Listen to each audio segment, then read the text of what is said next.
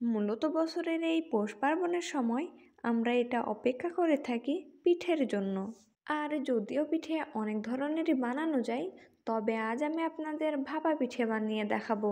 By the way, আমি নাহান্নুর খাতুন আর আপনারা দেখছেন নাহান্নুর রান্নাঘর। ভাপা পিঠে বানানোর জন্য আমি সবার প্রথমে এখানে 5টা নারকেল নিয়ে নিয়েছি। এবার এই নারকেলের মধ্যে থাকা জলগুলোকে আমি একটা ছুরির মাধ্যমে বের করে নিব।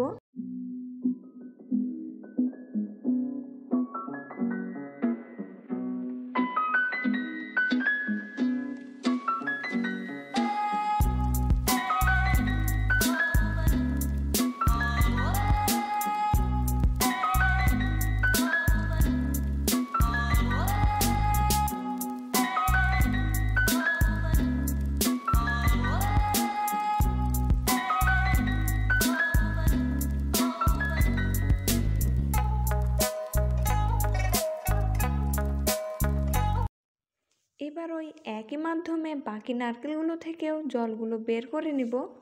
যখন সব নারকেল থেকে জল বের করা হয়ে যাবে, তখন নারকেলগুলোকে আমি দুভাগে ভাগ করে নেব।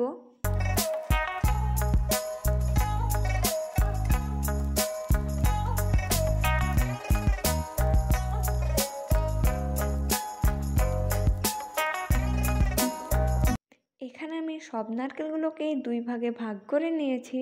এবার একটা ছুরির মাধ্যমে খোলা থেকে নারকেলগুলোকে আলাদা করে নিব।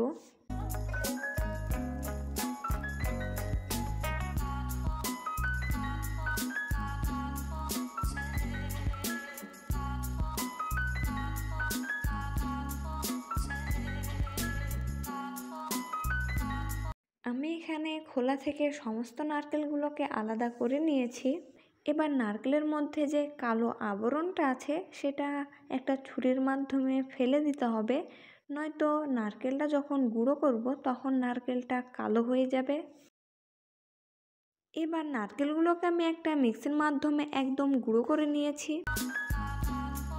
এবার গ্যাসের মধ্যে একটা প্যান বসিয়ে দিব। প্যানটা যখন গরম হয়ে আসবে তখন ওর মধ্যে নারকেলের গুঁড়োগুলো দিয়ে দিব।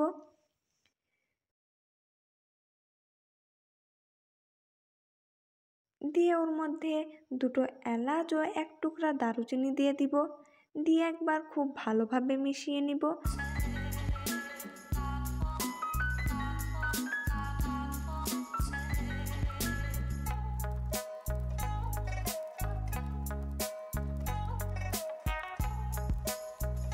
মেশানো হয়ে গেলে ওর মধ্যে 250 গ্রাম চিনি দিয়ে দিব। আমি এখানে চিনি ব্যবহার করছি, আপনারা চাইলে এখানে গুঁড়ো ব্যবহার করতে পারেন। আর চিনি দেওয়ার পর আমি এখানে 5 থেকে 6 মিনিট কুক করে নিব।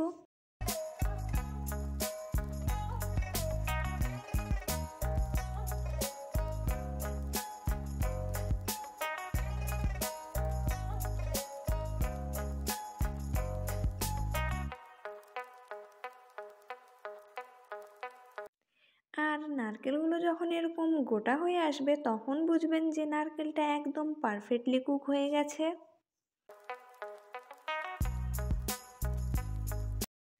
আর অন্যদিকে একটা পাত্রের মধ্যে আমি গরম জল করতে বসিয়ে দিয়েছিলাম। আর জলের মধ্যে 1 চামচ পরিমাণ লবণ দিয়ে দিয়েছিলাম।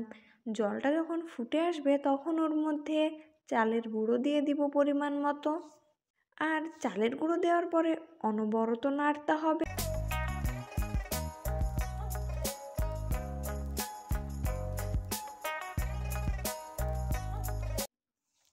আর যখন চালের গুঁড়িগুলো এরকম গোটা গোটা হয়ে আসবে তখন এগুলোকে অন্য একটা পাত্রের মধ্যে ঢেলে নিব।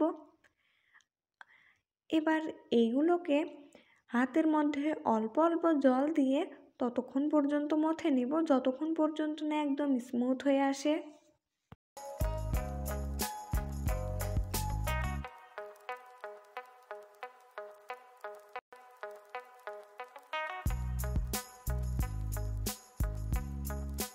এইগুলোকে আমি প্রায় 20 মিনিট ধরে মথে নিয়েছি। এবার এখান থেকে একটা লেচি কেটে নিব। নিয়ে প্রথমে গোল করে নিয়ে ওটাকে চ্যাপ্টা করে দিব, তাহলে রুটিটা একদম গোল হবে।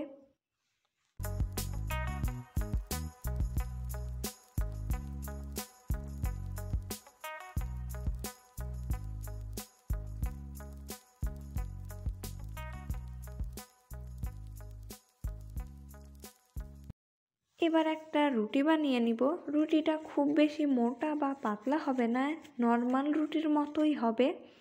দিয়ে এই রুটিটাকে আমি একটা গ্লাসের মাধ্যমে ছোট ছোটোভাবে কেটে নিব।